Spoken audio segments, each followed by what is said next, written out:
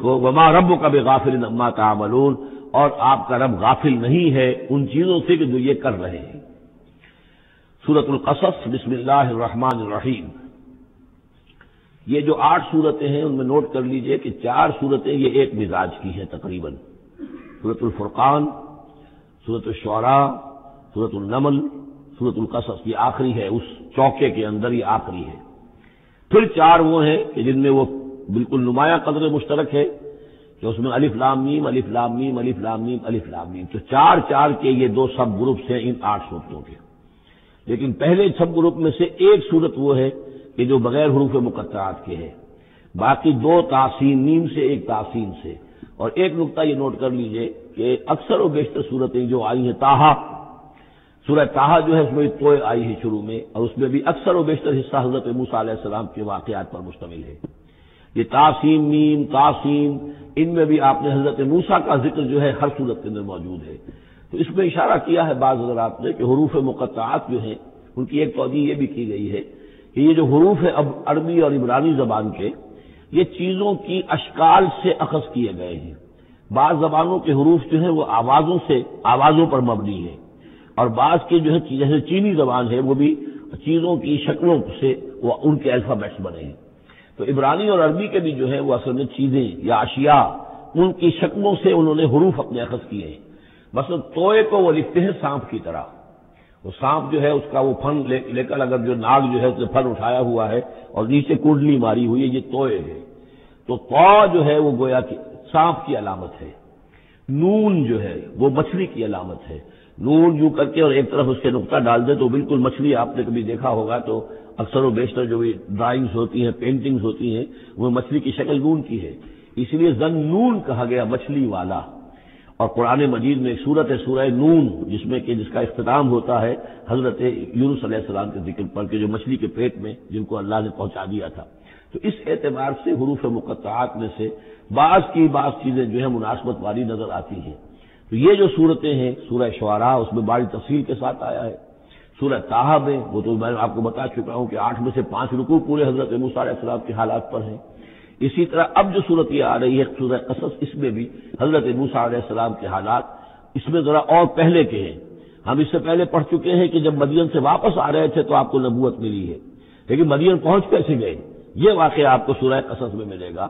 یہ جو تو گویا کہ اس تدریج سے حضرت موسیٰ کے حالات آ رہے ہیں کہ جیسے کہ جو آخری دور کے تھے ان کی زندگی کے وہ پہلے آئے ہیں، سورہ بقرہ میں، سورہ اعراف میں، پھر اس کے بعد جو ہے اس سے پہلے کے وہ پھر آپ کو 3 صورتوں میں ملے ہیں، اور بالکل ابتدائی دور کی جو چیزیں وہ سورہ قصص میں ملیں گی۔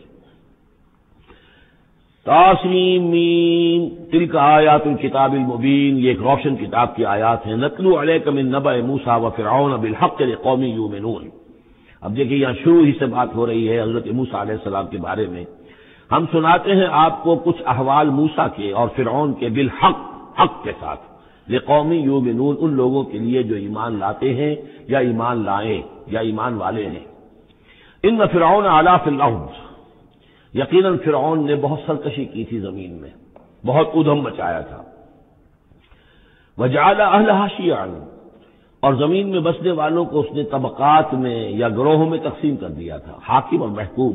ایک قوم جو ہے قبطی وہ حاکم تھی اور بنی اسرائیل محکوم۔ یستضعف طائفۃ منہم، اس نے دبایا ہوا تھا نیچے ایک گروہ کو، بنی اسرائیل کو دبایا ہوا تھا اور شدید ان کے اوپر جو ہے سختیاں ہو رہی تھی۔ یذبح ابناہم، ان کے بیٹوں کو ذبح کر دیتا تھا، یستحیی نساءہم، اور زندہ رکھتا تھا ان کی بیویوں کو، ان کی عورتوں کو۔ انہ کان من المفسدین، یقیناً وہ فساد مچانے والوں میں سے تھا۔ وَنُرِيدُ أَن نَّمُنَّ عَلَى الَّذِينَ اسْتُضْعِفُوا، اور ہم نے یہ ارادہ کیا کہ ہم احسان کریں ان پر کہ جو دبا لیے گئے ہیں، جنہیں ستایا جا رہا ہے، دبایا جا رہا ہے، پیسا جا رہا ہے، جن پر ظلم ہو رہا ہے، ہم ان پر احسان فرمائیں۔ فی الارض، زمین میں، وَنَجْعَلَهُمْ أَئِمَّةً، اور ہم انہی کو امام بنائیں، اب ان کو دنیا میں طاقت دیں، سربلندی دیں۔ وَنَجْعَلَهُمُ الْوَارِثِينَ، اور انہی کو ہم وارث بنا دیں۔ وَنُمَكِّنَ لَهُمْ فِي الْأَرْضِ، اور ان کو زمین میں تمکن عطا کریں۔ وَنُرِيَ فِرْعَوْنَ وَحَامَانَ وَجُنُودَهُمَا مِنْهُمْ مَا كَانُوا يَحْذَرُونَ، اور دکھا دیں فرعون کو بھی اور حامان کو بھی، حامان ان کا وزیر تھا، اور فرعون کو اور حامان کو، وجنودہما، اور ان دونوں کے لشکروں کو، منہم ما كانوا يحذرون، جس چیز سے وہ ڈرتے تھے۔ اب ما کانوا یحزنون میں ایک تو کچھ روایات ہیں جو ہماری تفسیری جو روایات ہیں ان میں کثرت سے آ گئی ہیں، اور وہ یہ ہے کہ خواب دیکھا تھا اس نے کہ اسرائیلیوں میں ایک بیٹا پیدا ہوا ہے، فرعون نے خواب دیکھا تھا کہ جو تمہاری مملکت کو برباد کر دے گا، تمہیں ختم کر دے گا۔ اسی خواب کے بعد اس نے، جیسے کہ حضرت مسیح کے بارے میں انجیل میں یہ ہے صراحت کے ساتھ، اور اس کے بعد جو ہے وہ وہاں پہ جو بھی نوزائیدہ بچہ تھا اس کو قتل کرنے کا معاملہ شروع ہو گیا تھا۔ یہی معاملہ کہتے ہیں لیکن قرآن میں بھی اس کا ذکر نہیں ہے اور تورات میں بھی ذکر نہیں ہے، البتہ تالمود میں اس کا ذکر موجود ہے، اور تالمود سے پھر یہ روایات جو ہیں ہماری تفسیری روایات کے اندر آ گئی ہیں۔ ما کانوا یحزنون کی ایک دوسری توجہ یہ بھی ممکن ہے کہ ہو، واللہ عالم، لیکن ایک دوسری توجہ بھی ہے کہ انہیں یہ اندیشہ ہو گیا تھا کہ یہ قوم جو ہے اب اس تیزی کے ساتھ بڑھ رہی ہے، اس کی تعداد اتنی تیزی سے بڑھ رہی ہے کہ یہ ہمارے لیے خطرہ بن سکتے ہیں۔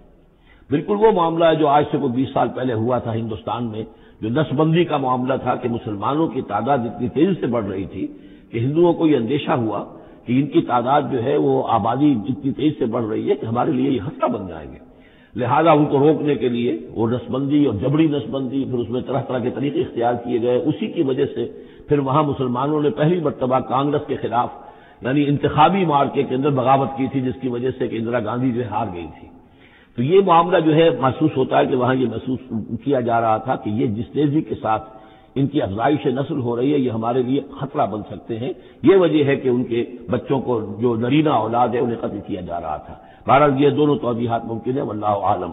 بارک اللہ لی ولکم فی القرآن العظیم ونفعنی وإیاکم بالآیات والذکر الحکیم۔